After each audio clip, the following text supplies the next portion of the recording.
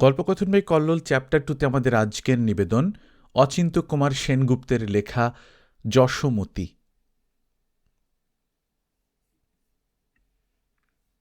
বাজার আর ঘাট বিলি হবে এই সময়। মহলে রিসিভার বাবু এসেছেন। বিলি হবে বাকি পড়া নিলামি জমি। খাস জমি পত্তন হবে কতক। কাছারিতে বহু লোকের আনাগোনা। জমিদারির শরিকদের মধ্যে বন্টনের মামলা হচ্ছে।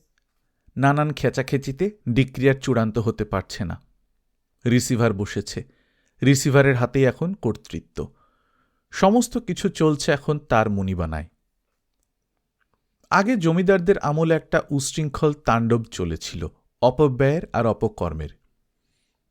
সেসব দুঃস্বপ্নের কথা গ্রামের লোক এখনও ভুলতে পারেনি। তার সাক্ষ্য এখনও অনেক ছাড়া বাড়িতে, মজা পুকুরে ও ভাঙা মন্দিরে লেখা আছে। লেখা আছে বেজাবেদা হিসাবের খাতায়। কিন্তু রিসিভার বাবু একেবারে উল্টো জাতের লোক। নায়েব গোমস্তার মতো ঘুষ নেন না বা বেরসিদের টাকা নিয়ে গাপ করেন না। জমিদারদের মতো মদ খান না বা কোথাও কোনো বাগদি বাইতি বা ধোপা মুচির মেয়ে পাওয়া যাবে তার তালাশ করেন না। স্বধর্মনিষ্ঠ খাঁটি লোক, রাশভারী, নিরপেক্ষ, সূক্ষ্ম নিক্তিতে বিচার করেন। অন্যায় ক্ষমাও নেই, অন্যায় জুলুমও নেই। লোকে ভয়ও করে, কাছেও আসে। নাম শৈলেশ্বর, বয়স প্রায় ৪৫। আমার একটা নালিশ আছে বাবু। কত নালিশই তো দিনরাত শুনছেন।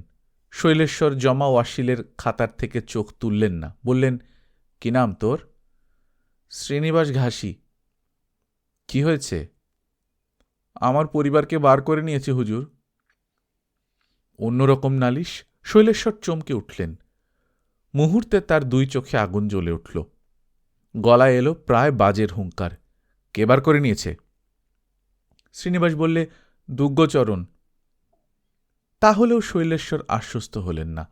হিন্দু বলেই এ দুষ্কৃতির শাসন হবে না, তিনি বরদাস্ত করে যাবেন, এ অসম্ভব। কে দুগ্গচরণ? দুগ্গচরণ ভুইমালি, ক্রোকে দখলের ঢোল পেটায়, থাকে পাশগায়ে বাঁশুরিতে। ধরে আনো দুগ্গচরণকে, শৈলেশ্বর হুকুম দিলেন। ছুটল কাচারির সিং, বরকন্দাজ। তোর বউ কোথায়? জিজ্ঞেস করলেন শৈলেশ্বর। খুঁজে পাচ্ছি না। দুগ্গচরণ কোথায়? সে আছে তার বাড়িতে। সে বাড়িতে লুকিয়ে রাখেনি তোর বউকে? দেখেছিস ভালো করে? তন্ন তন্ন করে দেখেছি, সেখানে নেই। আর কোথাও গুম করেছে। থানায় গিয়েছিলি? গিয়েছিলাম। দারোগাবাবুরা গা করে না, বলে বায়না দে তবে এজাহার লিখব। আমি বাবু গরিব মানুষ। শ্রীনিবাসের নিরুদ্ধ শোক অশ্রুতে ফেটে পড়ল। দাঁড়া, আমি স্লিপ দিচ্ছি ওসিকে, সঙ্গে পেয়াদা দিচ্ছি। চলে যা থানায়, দেখ কি হয়। ভয় নেই, আমি আছি পেছনে। বরকন্দাজ ফিরে এসে বললে, দুগ্গচরণ বাড়ি নেই, তাকে থানায় ধরে নিয়ে গেছে। স্লিপে কাজ হয়েছে তাহলে। কিন্তু একা দুর্গাচরণকে ধরে লাভ কি? শ্রীনিবাসের বউকে পাওয়া দরকার। পরদিন সকালবেলা দুর্গাচরণকে এনে হাজির করা হল। সারা রাত পুলিশের হেফাজতে বন্ধ হয়েছিল থানায়। বেদম মার খেয়েছে বোঝা যাচ্ছে। পিঠ দগড়া দগড়া হয়ে গেছে, চোখ মুখ ফোলা। কিন্তু শ্রীনিবাসের পরিবারের কোনো কিনারা নেই। কোথায় রেখেছিস ওকে লুকিয়ে? শৈলেশ্বর গর্জে উঠলেন। ভালোই ভালোই বার করে দে শিগগির, নইলে খাড়া মারা পড়বি। জেল তো হবেই, ভিটে মাটি সব উচ্ছন্নে যাবে। এখন সে কোথায় আমি তার কিছুই জানি নে। দুর্গাচরণ ভার ভার গলায় বললে। সে কথাটার মধ্যে অলক্ষ্যে যেন একটু আত্মীয়তা ফুটে উঠল। কানে লাগল শৈলেশ্বরের। কবেকার কথা জানিস তবে? পরশু যশোমতী আমার বাড়ি এসেছিল সন্ধ্যের সময়। বললে, কে এসেছিল? পরস্ত্রীর নাম এখন শুভ সারল্যের সঙ্গে উচ্চারিত করবে, এ শৈলেশ্বর সহ্য করতে পারলেন না, ধমকে উঠলেন। কিন্তু দুর্গাচরণের কুণ্ঠা নেই। বলল, কে আবার? যশোমতী, শ্রীনিবাসের পরিবার। বলে পায়ে দাঁড়ানো শ্রীনিবাসকে ইশারা করলে। সেই সঙ্গে শৈলেশ্বরও তাকালেন শ্রীনিবাসের দিকে। কুঁজো হয়ে হাত জোড় করে দাঁড়িয়ে আছে উজবুকের মতো। মুখে খোঁচা খোঁচা দাড়ি, অবলা জন্তুর মতো চাউনি, জোর জবরদস্তি নেই, নিতান্ত ল্যাদাড়ে, লেজ গুটানো। তার দিকে চেয়ে শৈলেশ্বরের একবার দাঁত খিঁচিয়ে উঠতে ইচ্ছা করল, কিন্তু তিনি সামলে নিলেন। শ্রীনিবাস স্বামী, শ্রীনিবাস দুর্বল, শ্রীনিবাস উৎপীড়িত। দুর্গাচরণের চেহারায় কোনো জেল্লা নেই, তবে এক নজরেই চোখে পড়ে তার বয়স কম, তার সাহস বেশি, তার অনুভবটা পরিষ্কার, স্বীকৃতি নিঃসংকোচ। ওদের মধ্যে বয়সে বড় কে? শ্রীনিবাসকে জিজ্ঞেস করলেন শৈলেশ্বর। যশোমতী বড়, দুর্গাচরণ জবাব দিলে। আমার চেয়ে প্রায় বছর 5 বড়। তাহলে কি হবে? বলে, আমাকে তুই নাম ধরে ডাকবি। বয়সে ছোট বলেই তুই ছোট হয়ে যাসনি। মেয়ে মানুষের কাছে পুরুষ ছোট বড় হয় বয়সে নয়, মেয়ে মানুষ যেভাবে তাকে দেখবে সেভাবে। তাই সে আমাকে ডাকত দুর্গাচরণ, আমি তাকে ডাকতাম যশোমতী। শৈলেশ্বর মার দেবার হুকুম দিতে জানেন না এমন নয়। ইচ্ছে হলো পায়ের জুতো খুলে নিজেই বসিয়ে দেন ঘা কতক, কিন্তু ভেবে পেলেন না ওর শরীরে মারের আর জায়গা কোথায়। এত বিস্তারিত মার খেয়ে এসেও যে এমন তন্মন হয়ে কথা বলা যায়, শৈলেশ্বর ভাবতে পারতেন না। ভয় নেই, লজ্জা নেই, আচ্ছাদন নেই। আগের অসমাপ্ত কথায় তিনি ফিরে গেলেন, বললেন, পরশু সন্ধ্যের সময় তোর বাড়ি এসে কি বললে ও? বললে, হতচ্ছাড়া স্বামীর ঘর আর করব না দুর্গচরণ, তুই এখান থেকে কোথাও নিয়ে চল আমাকে। দূর দূরান্তের শহরে গিয়ে দুজনে কুলি হব, তাও ভালো। তুই কি বললি? দুর্গাচরণের ফোলা ফোলা চোখ দুটো জলজল করে উঠল। বললে, আমি এক কথাতেই রাজি।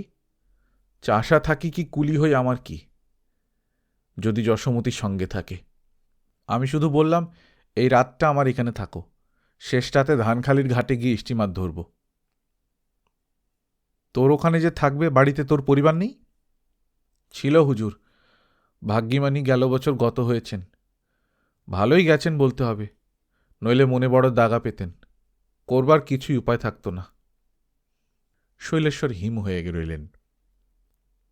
তারপর কি হলো? রাতটা আর এরা কেউ গনাতে দিল না। চলে এলো থানার দারোগা, কাচারির বরকন্দাজ। ব্যাপারটা ঝাপসা ঝাপসা টের পেতে না পেতেই আগে ভাগে যশোমতী শটকান দিলে।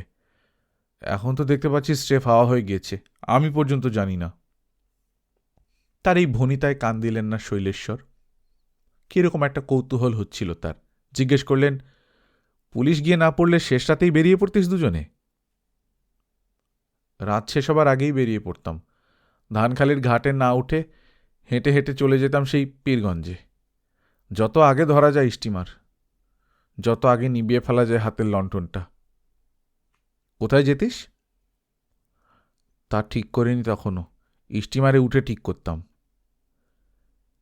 যেখানে যেতিস সেখানে গিয়ে বিয়ে করতিস যশোমতীকে? বাহ, বিয়ে করতাম বই কি। ওকে আমাকে চিরকালই তুই বলবে নাকি? তুমি বলবে না? বিয়ে না করলে তুমি বলবে কবে? শৈলেশ্বর ঢোক গিললেন। পরের তালাক না করা স্ত্রীকে তুই বিয়ে করবি, এমন আইন আছে সংসারে? উদাসীনের মতো দুর্গাচরণ বললে, আইনের আমরা কি জানি? কি জানিস মানে? এখান থেকে তো চলেই যাচ্ছিলাম আমরা। যেন যেখানে যাচ্ছিল সেখানে কোনোই আইন নেই।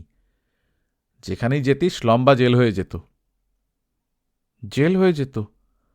নির্বোধ বিস্ময়ে দুর্গাচরণ বললে, পাপ করলাম না, অধর্ম করলাম না, তবু জেল হয়ে যেত? পাপ করনি হতভাগা?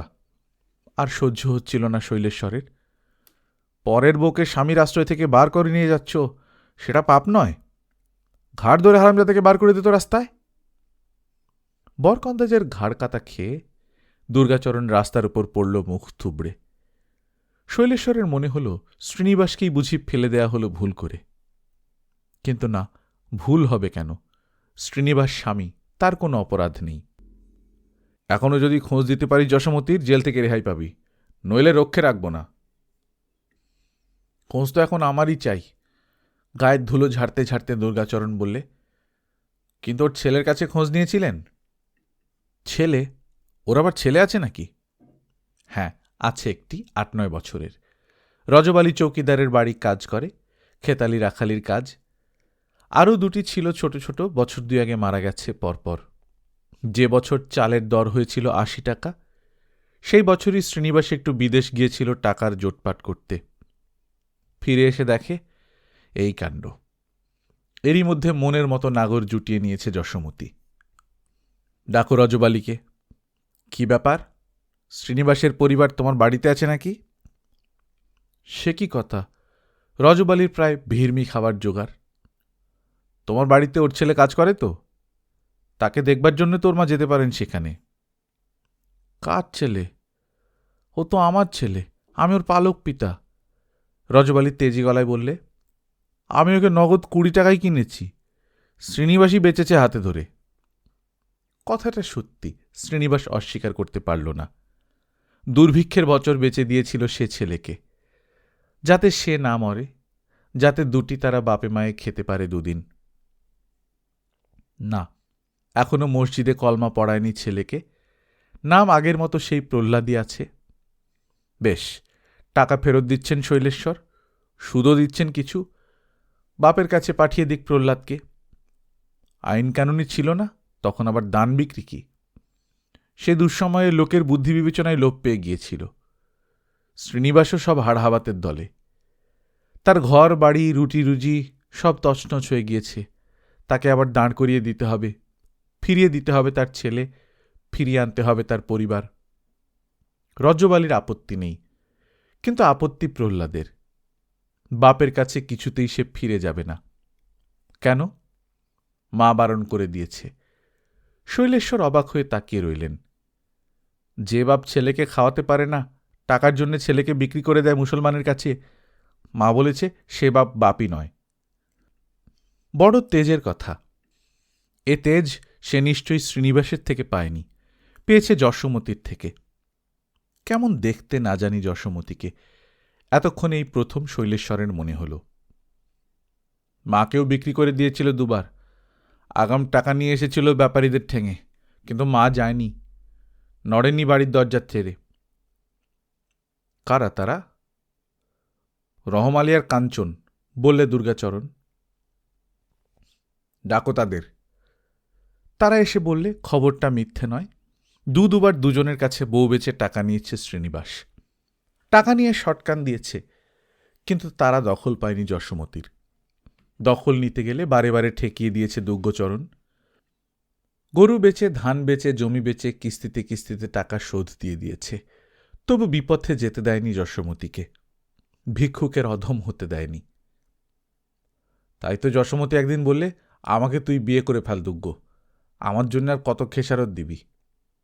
আমাকে তুই বিয়ে করে ফেললে কেউ আর আমাকে শ্রীনিবাসের বউ বলতে পারবে না, শ্রীনিবাসও পারবে না আমাকে বিক্রি করতে, আর করলেও সে বিক্রি টিকবে না, বাতিল হয়ে যাবে।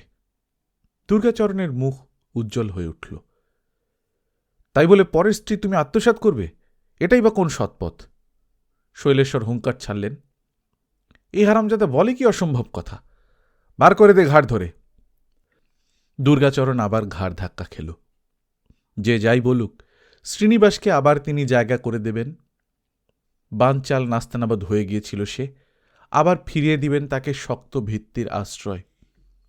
প্রথমেই যশোমতীকে ফিরিয়ে আনতে হবে। যশোমতী এলে তার হাত ধরে প্রহ্লাদও তার নিজের জায়গায় গিয়ে বসবে। ততদিন সে কাচারিতেই থাক, ছুটকো চাকরের কাজ করুক। মা এসে পড়লে আর তার রাগ থাকবে না। ছিন্ন ভিন্ন বিপর্যস্ত শ্রীনিবাসের জন্যে শৈলেশ্বরের সহানুভূতির অন্ত নেই। বড় তেজি মেয়ে যশোমতী, তা হোক, তবু বুঝিয়ে বললে বুঝতে পারবে নিশ্চয়ই। নিদারুণ দুর্বিপাকে মাথা খারাপ হয়ে গিয়েছিল শ্রীনিবাসের। কার না হয় শুনি? এর চেয়ে আরও কত ভয়ঙ্কর কাণ্ড লোকে করে বসে। যশোমতী যে স্বামী বেঁচে থাকতে দুর্গাচরণকে বিয়ে করতে চেয়েছিল, এটা সেই দুর্বিপাকের পরিচয়। না, ওদের মধ্যে আবার তিনি ফিরিয়ে আনবেন বনিবনা।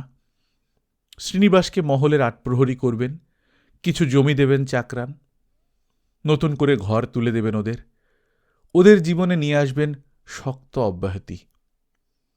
সময় সুগম হয়ে উঠলেই আবার ওদের মধ্যে স্বীকৃতি ফুটে উঠবে। যে 2 ছেলে মরে গিয়েছিল আবার ফিরে আসবে যশোমতীর কোলে। কিন্তু যশোমতী কোথায়? যশোমতীর দেখা নেই। ওদিকে পুলিশ, এদিকে জমিদারের লোক লস্কর, কোনো পাত্তাই পাওয়া যাচ্ছে না। সন্দেহ অসন্দেহ সব জায়গায় তদন্ত হচ্ছে। কোথায় কে যশোমতী? ঘাটে অঘাটে প্রত্যেকটি নৌকোর উপর কড়া নজর। এমন সোয়ারি কেউ নেই যাকে তখুনি শনাক্ত করা যায় না। অলিতে গলিতে হাটে বাজারে পাহারা, কিন্তু যশোমতী নিরুদ্দেশ। কোথায় সত্যি যেতে পারে? যা জানা যাচ্ছে, হাতে তার পয়সা ছিল না, সময় ছিল না স্টিমার ধরে। এমন সাহসী নেই নৌকো নেবে একলা। এখানেই কোথাও আছে। নিশ্চয়ই লুকিয়ে রেখেছে কেউ, কোনো গভীর অন্তপুরে। তবে কি কোনো অবস্থাপন্ন মুসলমান তালুকদার তাকে গায়েব করেছে? বিশ্বাস হয় না। নগদ টাকায় খরিদ হয়েও যার দখল হয় না, সে নিজের থেকে গিয়েই ধরা দেবে, এ অসম্ভব কথা। তেমনি অসম্ভব কথা সে আত্মহত্যা করেছে। যার এত তেজ, সে কখনো আত্মহত্যা করে না। আর কিছু নয়, শয়তান ওই দুর্গাচরণ সেই কোথায় লুকিয়ে রেখেছে। তাই ওকে আর চোখের বাইরে ছেড়ে দেয়া নয়। সব সময়ই পেছনের লোক রয়েছে, হয় পুলিশের নয় জমিদারের। ও টেরও পায় না। চাষবাসে আজকাল আর বিশেষ মন নেই দুর্গাচরণের। কেমন ছন্ন ছাড়া সর্বশান্তের মতো ঘুরে বেড়ায়।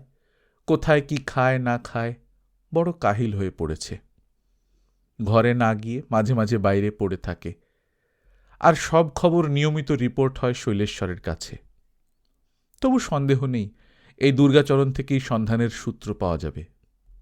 গুপ্তচরদের উৎসাহ দেন শৈলেশ্বর, প্ররোচনা যোগান, যশোমতীর উদ্ধারের জন্য পুরস্কার ঘোষণা করেন। কিন্তু কোথায় যশোমতী?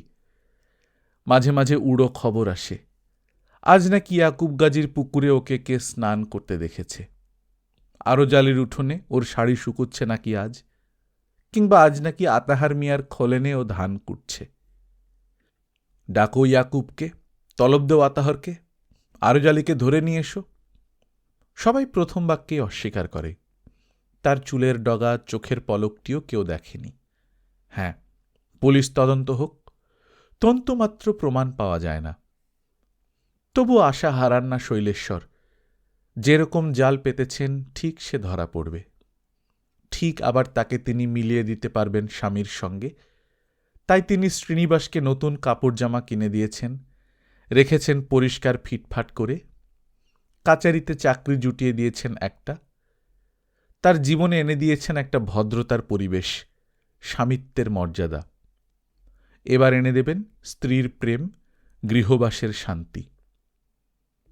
তবু শত ফিটফাট ছিমছাম হলেও লোকটাকে কেমন যেন অপদার্থ মনে হয়। মনে হয় সে যোগ্য নয় যশোমতীর।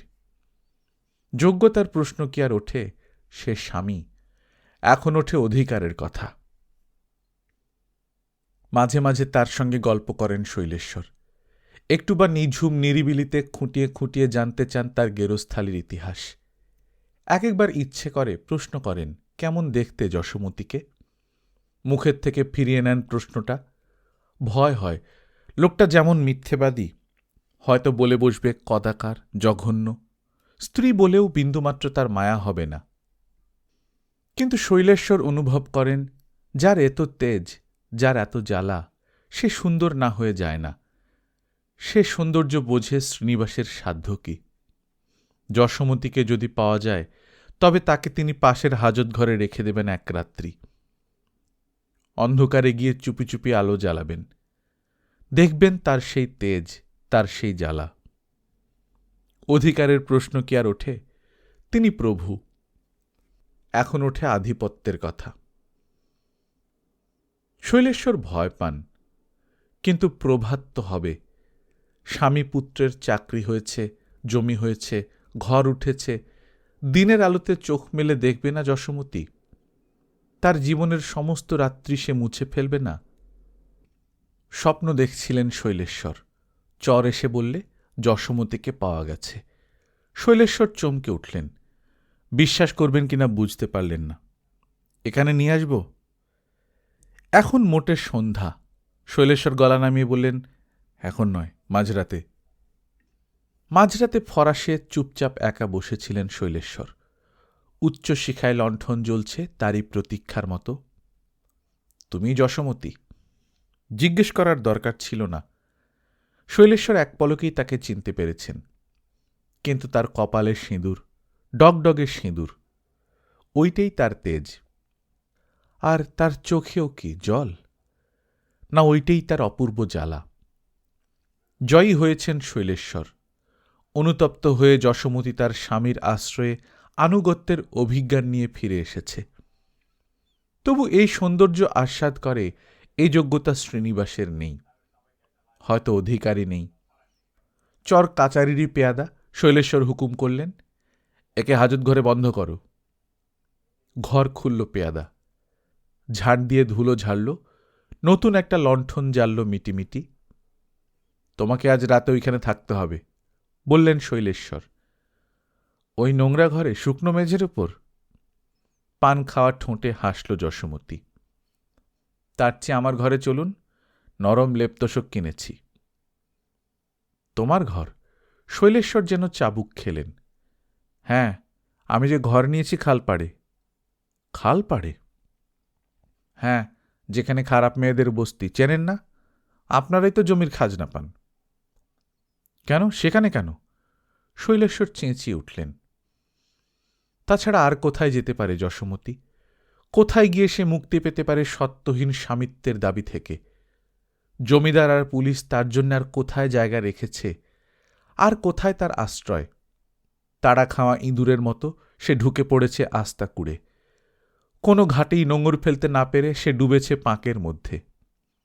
কিন্তু সে মুক্ত, সে অধরা, তাকে আর কেউ ধরে রাখতে পারে না। তাই আমাকে আপনি আর বন্ধ করতে পারেন না। আমার সম্বন্ধে আর কোনো অজুহাত নেই, আকর্ষণও নেই। যশোমতী শব্দ করে হাসল। আমার কপালে যে সিঁদুর, সে আমি স্ত্রী বলে নয়, আমি চিরকালের সধবা বলে। যাবেন আমার ঘরে? না, শৈলেশ্বর চিৎকার করে উঠলেন।